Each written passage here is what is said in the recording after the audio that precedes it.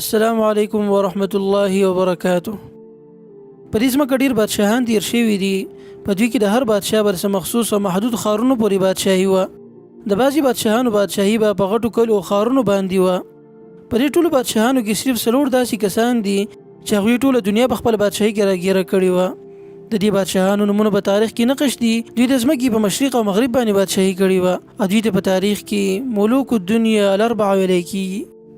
یو په دې بادشاهانو کې ذوالقرنین دی. ذوالقرنین هغه بادشاه دی چې د ځمکې مشرق او مغرب ته په سفر تللی و او انسان یې د یاجوج ماجوج د مصیبت نه په امن کې کړی و. دی په هغه غټو شخصیاتو کې دی کوم چې په تاریخ کې محفوظ دي. مورخینو د باره کې ډیر اختلاف کړی دی.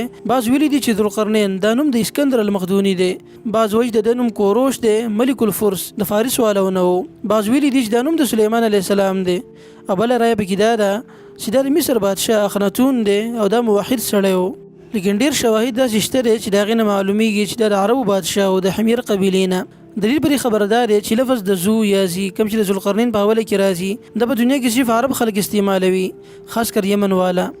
خلاصه دا ده چې دا یو نیک مسلمان بادشاه و. د خپل ژوندۍ کې د ځمکې مشرق او مغرب ته سفر کړی او د علم دپاره الله سبحانه وتعالی د له اسباب او آلات ورکړي وو او د هغې په ذریعې سره دی په خپلو مقاصدو کې کامیاب شوی و. د چې کله د ځمکې په اطرافو کې د سفر کولو اراده وکړله نو اول مغرب طرف ته لاړو. دی علاقې ته ورسېدو چې د هغې نوم و وادي الرمل او دا د ځمکې آخري حصه وه او په دې کې یوه چینه وه چې په هغې کې به نور ډوبېدو. بعض ویلي دي چې دا نور داسې ځای کې ډوبېدو چې چاپېره د هغې نه لوګی و.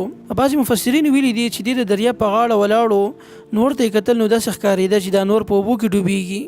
په دې علاقه کې ذوالقرنین څه خلک ولیدل چې په مظلومانانو باندې ظلم کوو او منکراتو ته به یې راتګ کوو. نو الله سبحانه وتعالی دته وحی وکړه چې اما ان تعذب و اما ان تتخذ فيهم حسنا. دی وجنه د عادت جوړ شو چې محسن ته به د هغه احسان بدله ورکوله او مجرم له به د هغه جرم سزا. کله چې ذوالقرنین د دې ځای نه فارغ شو نو مشرق طرف ته روان شو. چې کله مشرق ته راورسېدو نو نور یې ولیدو چې د دریاب نه راختو. دې علاقې کې ذوالقرنین څه خلک ولیدل چې هغوی ته د نور نه څه پرده نه وه بلکې په کلاو میدان کې به اوسېدل. ذوالقرنین د دې خلکو لپاره کورونه جوړ کړل او بیا د دې ځای نه واپس شو. دې نه بعد ذوالقرنین داسې یوه علاقې ته راغی چې قرآن کې هغې ته بین السدین ویلی شوی دی. دلته ذوالقرنین څه خلک ولیدل چې هغوی فریاد کوو د یاجوج ماجوج د ظلمونو نه. یاجوج ماجوج به د دې علاقې والا خلکو سره خواته اوسېدل او په دوی باندې به یې ظلمونه کول. دې خلکو ذوالقرنین ته دا درخواست وکړو چې زموږ او د یاجوج ماجوج منځ کې یو دیوال ووهه او د دې په بدل کې موږ تاله څه مزدوري هم درکو. ذوالقرنین د مزدورۍ اخیستلو نه انکار وکړو او دوی ته یې دا وویل چې تاسو صرف زما سره په دیوال جوړولو کې مدد وکئ. بالاخر ذوالقرنین یو دیوال جوړ کو چې هغه د اوسپنې و. د دیوال د عامو انسانانو د یاجوج ماجوج منځ کې یو پرده ده تر دې چې قیامت را نږدې شي نو دوی به دوباره راوځي. هر چې د ذوالقرنین مرګ دی نو دې باره کې څه واضح لیکل نشته، لیکن بعضې مورخینو دا ویلي دي چې کله دې له خپل سفر نه واپس شو نو په لاره کې وفات شو. د دې بادشاه باره کې اوس هم نور داسې ډېر شي سوالات شته دی چې انسان ډېر په حیرت کې اچولی دی. الملک سلیمان بل په دې بادشاهانو کې سلیمان علیه السلام دی. سلیمان علیه السلام هغه بادشاه و چې پیریان او انسانان دواړه د ده تابع وو. د ده په شان بادشاه مخکې هم چېرته نه دی تېر شوی او نه به وروسته چېرته راشي. دا سلیمان د داود علیه السلام زوی دی. ده ته د خپل پلار نه بعد نبوت هم میلاو شوی و او دی د بني اسرائیلو حاکم و. الله سبحانه وتعالی دله ډېر خصوصیات ورکړي وو او داسې قوت ول الله ورکړی و چې د نه بعد به یې چا ته هم نه میلاویږي. د دې لپاره الله هواګانې تابع کړي وي او د دې په ذریعې سره به د مختلفو علاقو ته سفرونه کول. د دې سره سره سلیمان علیه السلام د حیواناتو په ژبه هم پوهېدو او اکثر وحشي ځناور الله د ده تابع کړي وو. پیریانو به د ده لپاره بنګلې جوړولې، د سمندر نه به یې ملغلرې راویستلې او چا چې به هم نافرماني کوله نو هغه به یې په زنځیرانو کې تړلو او سزا به یې ورکوله. د ده بادشاهي صرف فلسطین پورې محدود نه وه بلکې په ټوله دنیا باندې وه. د ده په زمانه کې داسې بنګلې جوړې شوې وې چې د هغې مثال نه میلاویږي. هر چې د سلیمان علیه السلام وفات دی نو په دې سره الله سبحانه وتعالی خلکو ته د شیطانانو او پیریانو هغه دروغ ښکاره کړل. دوی به دا دعوه کوله چې موږ په غیبو باندې پوهېږو. یو ورځ سلیمان علیه السلام په شیطانانو باندې سختي وکړله او دوی د ډېر مشقت والا کارونو ته ور وړاندې کړل. په خپل ورته ودرېدو او دوی ته یې کتل. خپلې همسا ته یې تکیه وهلې وه.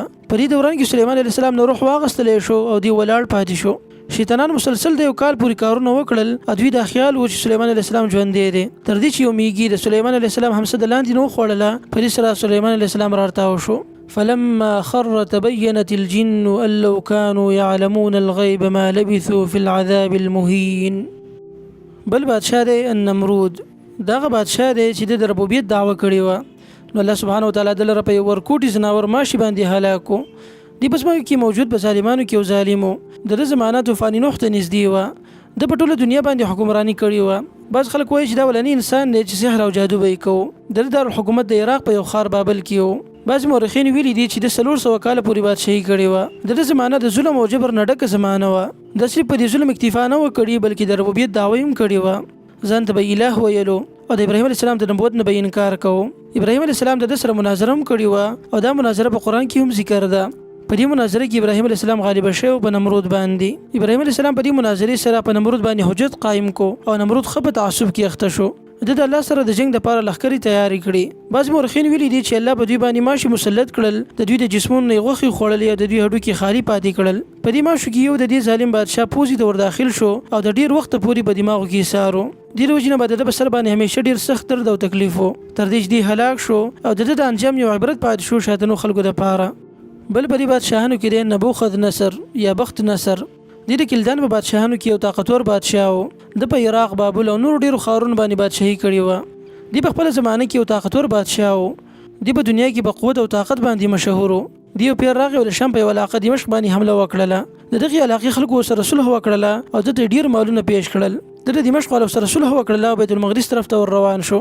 په دغه زمانه کې په بیت المقدس باندې یو کس بادشاهي کوله چې د داود علیه السلام د اولاد نه و. د بادشاه د علاقې نه بهر ته راووتلو، بخت نصر سره صلح وکړله او دلې هغه مالونه ورکړل کوم چې دمشق کې خلکو ورکړي وو. لیکن بني اسرائیل په دې صلح باندې اعتراض وکړ، خپل بادشاهي قتل کو او بخت نصر سره صلح ماته کړله. کله چې بخت نصر خبر شو د دوی په بغاوت باندې، هغه دوباره بیت المقدس ته راغی او د دوی لپاره د قتل بازار ګرم کو. د دوی سړي ووجل، ښځې او ماشومان یې تر ژوندي ونیول، د دوی کورونه او عبادت خانې ورانې کړې او هغه عمارتونه ونړول کوم چې د سلیمان علیه السلام په زمانه کې جوړ شوي وو. 50,000 غلامان او وینځ د ځان سره بوتلې د بیت المقدس نه. د په فلسطین کې ډیر ظلم کړی تر دې چې بیت المقدس هم د سوځولی و. د دارالحکومت عراق و. د دې ځای نه به د په ټوله دنیا باندې حکومت کوو تر دې چې په 501 کې وفات شو قبل المیلاد. دا څلور هغه کسانو چې ټوله دنیا خپله تابع کړې وه. د دوی نه بعد دنیا کې د دوی په شان خلک پیدا نه شو. لیکن یو حدیث کې راځي چې بل بادشاه به راځي په آخره زمانه کې، د به مسلمان او نیک سړی وي او د رسول الله صلی الله علیه وسلم د اولاد نه به وي. دته مهدی ویل کېږي، دی به دجال ته نږدې او عیسی علیه السلام د راکوزېدو نه مخکې راځي. خلک به سره بیعت کوي او دی په ځمکه باندې د 2 کالو پورې بادشاهي کوي. په دې زمانه کې به خیرونه او برکتونه سیوا شي، دنیا کې به امن قایم شي. وروسته د هغې نه چې دا به خلکو د ظلم او جبر نه ډکه کړې وي.